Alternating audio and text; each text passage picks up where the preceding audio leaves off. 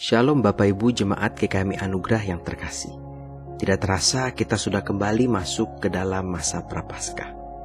Jatuhnya manusia dalam dosa menyebabkan hubungan manusia dengan Allah menjadi tertutup. Saya tertegun ketika membaca begitu rumitnya aturan yang harus dijalankan oleh bangsa Israel untuk beribadah kepada Allah. Begitu banyak aturan untuk menguduskan diri mereka supaya layak menghadap Allah. Membaca itu semua terkadang timbul sebuah pemikiran. Apakah saya bisa melakukan semua aturan itu untuk mendekatkan diri kepada Allah? Apakah saya yang sudah rusak oleh dosa ini bisa kembali memiliki hubungan yang indah dengan Allah? Rasanya sangat tidak mungkin seorang manusia berdosa untuk bisa mendekat dan berelasi dengan Allah yang Maha Kudus.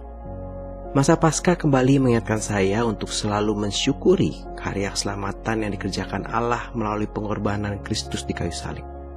Betapa tidak, sebagai manusia berdosa, kita tidaklah layak untuk menghadap Allah yang Maha Suci dan Maha Kudus. Namun karena pengorbanan Kristus di kayu salib, saya dan saudara sekalian dilayakkan untuk bisa menghadap kepada Allah.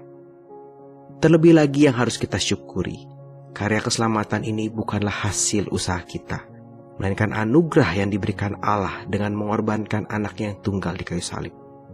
Keselamatan ini bukan hanya masalah surga dan neraka, melainkan pendamaian yang diberikan oleh Allah untuk menghapuskan dosa yang menghalangi saya dan saudara untuk berelasi dengan Allah.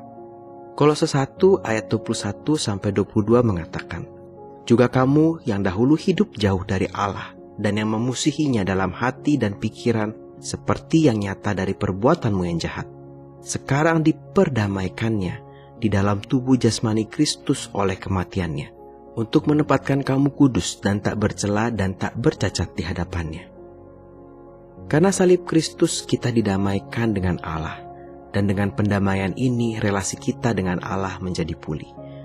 Hal ini harusnya membuat kita sangat bersyukur, karena saya percaya seberapa besar pun usaha kita tidak akan pernah memenuhi standar kekudusan Allah supaya kita bisa mendekat kepadanya. Tetapi Allah yang kudus itu mau mendekatkan dirinya kepada kita karena Dia mengasihi saudara dan saya.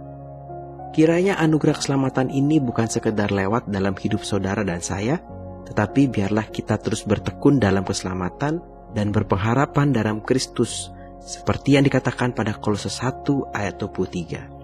Sebab itu kamu harus bertekun dalam iman, tetap teguh dan tidak bergoncang. Dan jangan mau digeser dari pengharapan Injil yang telah kamu dengar dan yang telah dikabarkan di seluruh alam di bawah langit.